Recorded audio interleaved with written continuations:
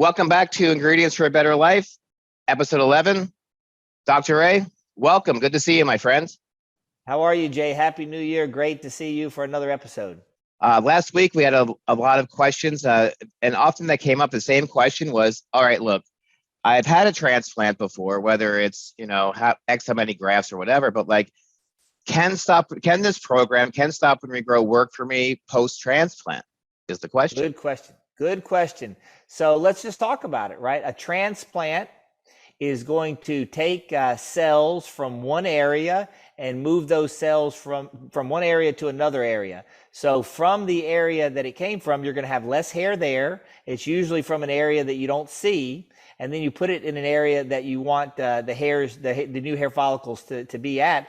But and that hair area needs to get covered. So you're going to lose from some, and you're going to gain from the other. And you can do that several times, but you can't keep that up. So it's never a long-term treatment. We've been doing it for a couple of decades, and we've been doing the transplants because we had nothing else that worked. And it's kind of like a Band-Aid approach, right? It's not addressing the underlying cause. It's not going to fix the problem.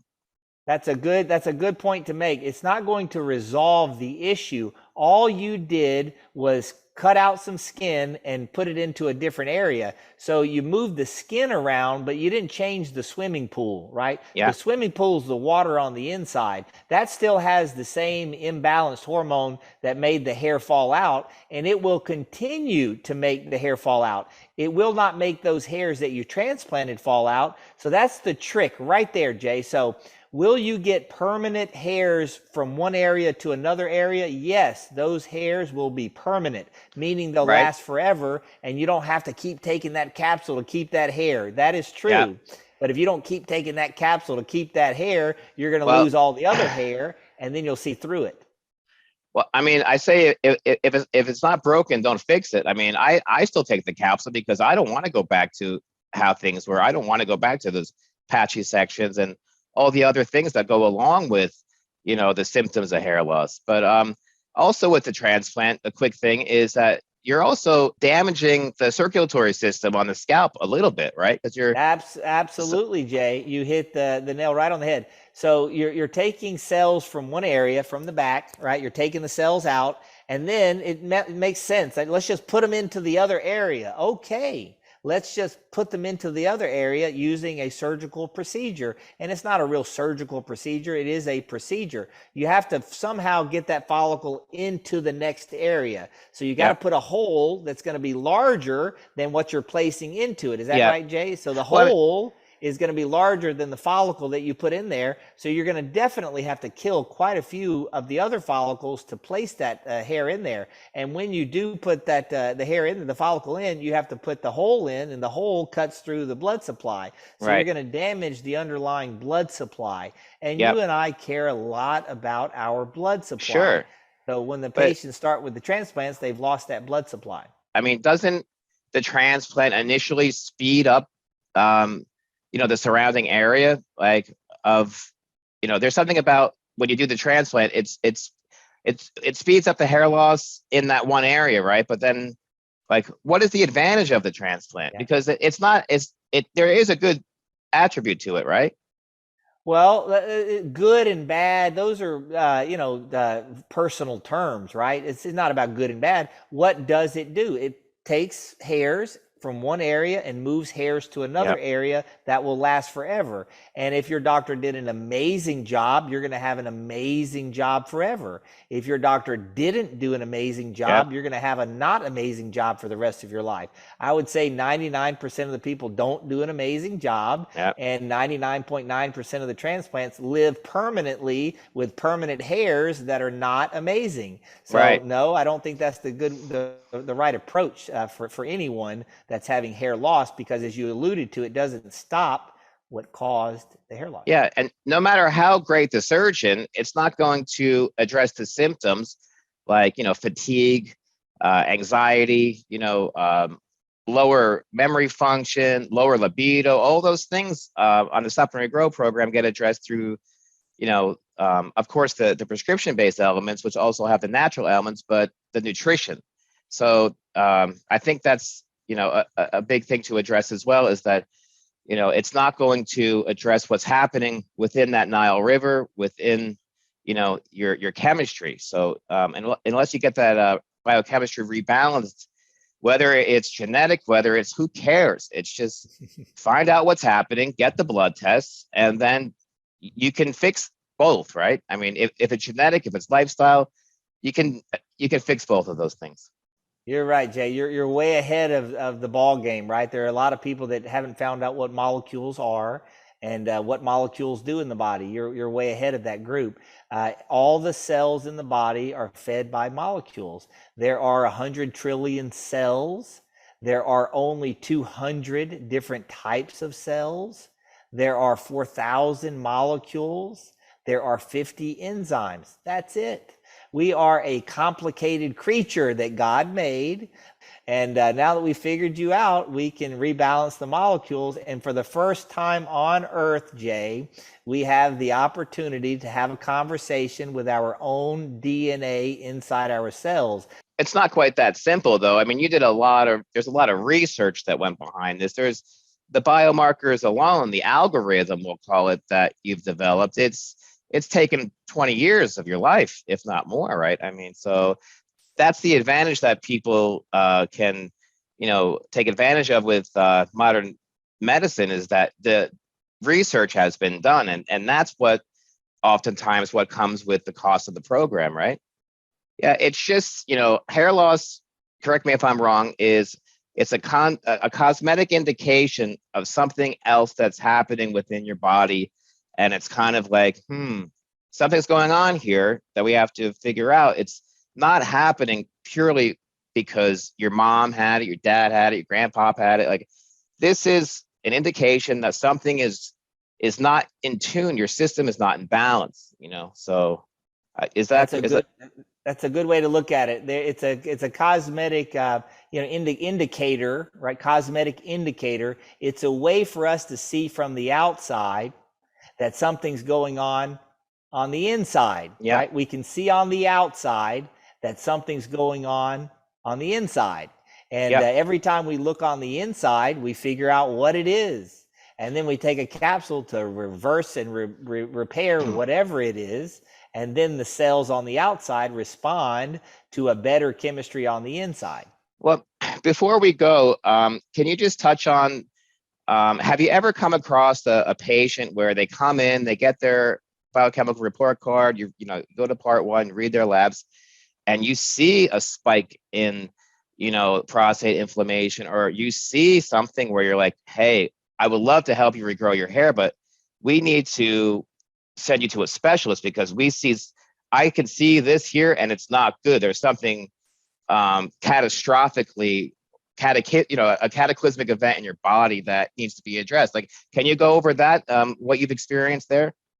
Happens all the time, Jay. Happens all the time. I'll give you one story. Young man comes in, young actor in Los Angeles, Hollywood actor. You'd probably recognize his name if I gave it to you. Yeah. Young guy came in, long hair, thinning pretty badly. Came in, ran his blood work, and saw that his PSA, prostate specific antigen, was elevated in a young man. And first thing the doctor says, didn't, cared about his hair loss, but also cared about what his family. I said, bring your dad to the next appointment.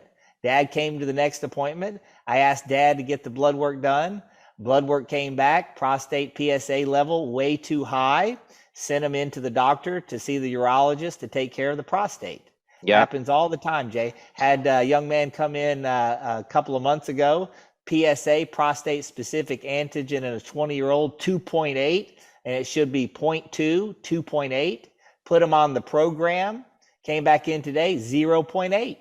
6 months on the program, Jay. Well, and another important thing to mention is that with the symptomatic based American healthcare system, when you go in for your annual checkup, see your doctor, if you even see your doctor, as a 25-year-old, 30-year-old, like those doctors are not ordering those tests, especially that PSA. That is not something that a doctor looks for in a 25-year-old, right? So, but it's very important, though, to look at that when you're that young age. So if there is a problem, whether it's genetic or how, it doesn't matter how it got there, you can address it and not be severely impacted when you're older. Jay, I went to the same medical school as all the doctors in the United States. We all went to the same medical school system. When you come out, you take the same entrance Yeah. exams and you get the same degrees and you get the same licenses. I can share with you, I probably had it tougher in high school than I did college and medical school. I learned a lot more on the outside of medical school than I did on the inside. So if Yeah. you're waiting on a physician to cure something down here on earth, you're going to be waiting quite a long time. Physicians don't have the skill sets. They don't have the scientific background to be able to understand X-ray crystallography. They couldn't Yeah. understand the first law of thermodynamics, Jay. How, if you don't understand the first law of thermodynamics as a physician, how could you understand molecular Well, chemistry? and moreover, they don't have the billing codes to bill for preventative type things. And Most of the times, Jay, you don't have to speak when you come into the office. If you yeah, came in with your molecular chemistry, I would tell you how your sleep is. I would tell you how yeah, your anxiety is. I would tell you how your racing thoughts are. I would tell you how your depression is. I'd tell you how your libido is. I'll tell you how your energy is, Jay. I can do all of that based on our biomarker report card. yeah. An $1,800 test with the health members is Well, $395. There's no test that'll give you more information than that biomarker report card.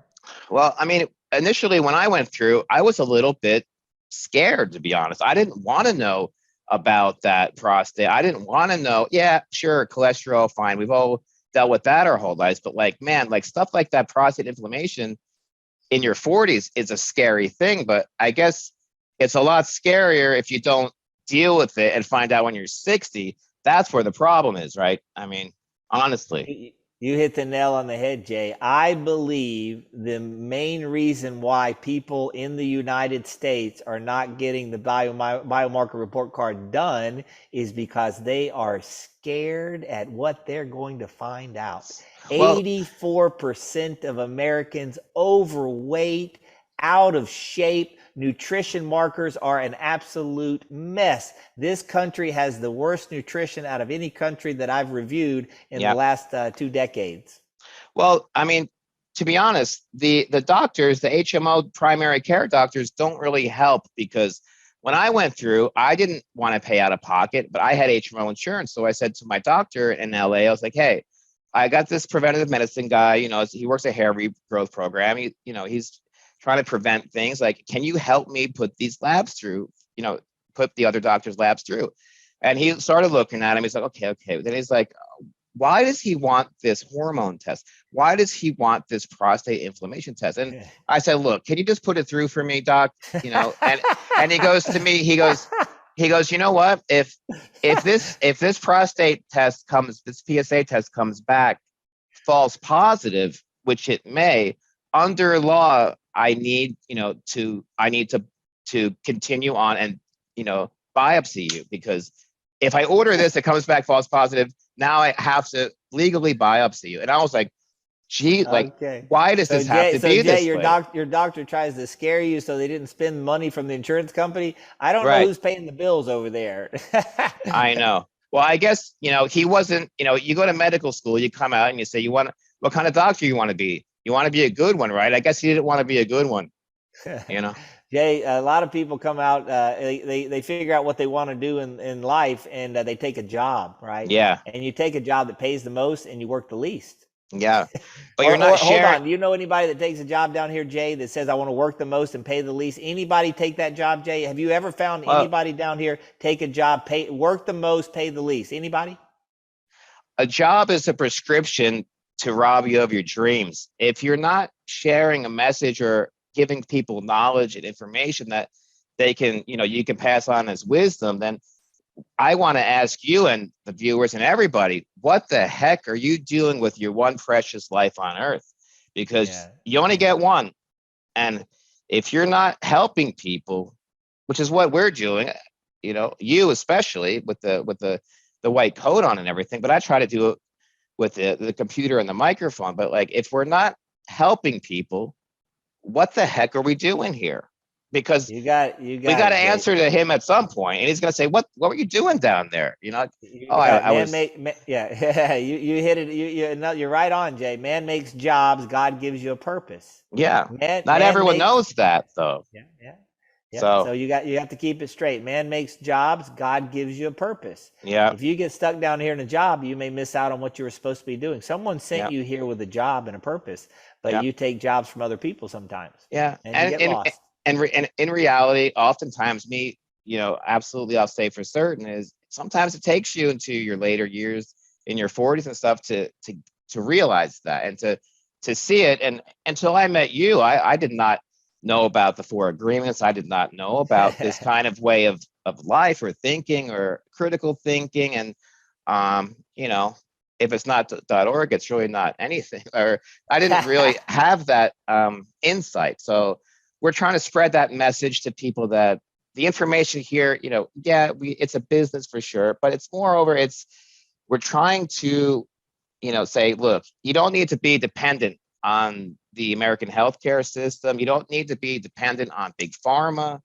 You can do your own thing and live a long time as long as you make those daily choices. So that's what we're doing here. I mean, you say it's a hair regrowth program. I say it's a vitality choice program.